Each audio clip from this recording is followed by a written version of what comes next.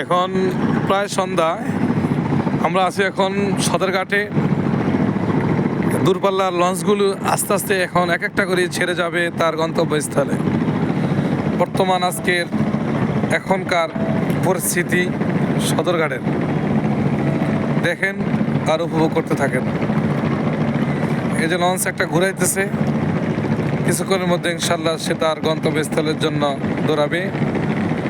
এখন চাঁদপুরের লঞ্চ লাইনে আছে ঈগল, আর 2 মিনিট পরে ইনশাআল্লাহ চাঁদপুরের উদ্দেশ্যে রওনা হবে।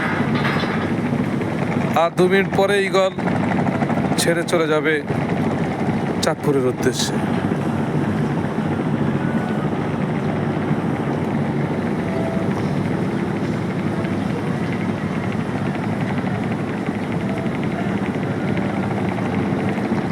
আর ছোট ছোট নৌকায় মানুষ এপার ওপার যাচ্ছে জীবিকার তাগিদে।